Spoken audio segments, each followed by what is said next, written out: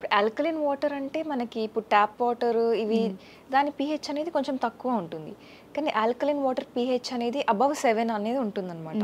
Above 7 alkaline water pH ఉంటుంది కాబట్టి మన స్టమక్‌లో యాసిడిటీ, మన బ్లడ్ స్ట్రీమ్‌లో యాసిడిటీ అవన్నిటిని న్యూట్రలైజ్ చేస్తుంది ఈ వాటర్ అనేది. ఓకే.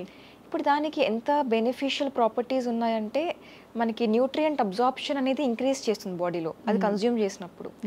అంతేకాకుండా మనకి ఇప్పుడు చాలా ఇప్పుడు తినే ఫుడ్ వల్ల కావచ్చు, పొల్యూషన్ వల్ల కావచ్చు, రకరకాల ఏజెంట్స్ వల్ల మనకి ఆక్సిడేటివ్ స్ట్రెస్ కాజ్ అవుతుంది బాడీలో. ఇప్పుడు అదంతా ఏమవుతుంది అంటే క్యాన్సర్ కాజింగ్ మ్యూటేషన్స్ అవన్నీ కాజ్ అవుతూ ఉన్నాయి. చిన్న ఏజెస్లో అందరికి క్యాన్సర్స్ రావడం ఇవన్నీ జరుగుతున్నాయి. ఈ ఆల్కలైన్ వాటర్ ఏం చేస్తుంది అంటే ఆ ఆక్సిడేటివ్ స్ట్రెస్ని తగ్గిస్తుంది అనమాట.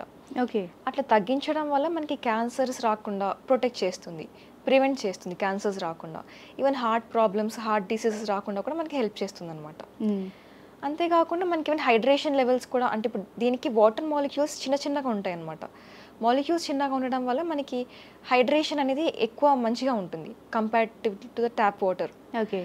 కానీ ఇప్పుడు ఈ ఆల్కలైన్ వాటర్ అనేది ఎక్కువ క్వాంటిటీస్లో కన్జ్యూమ్ చేస్తే ఎక్సెసివ్గా ఏమవుతుంది అంటే మనకి మెటబాలిక్ ఆల్కలోసిస్ అనేది వస్తుందన్నమాట.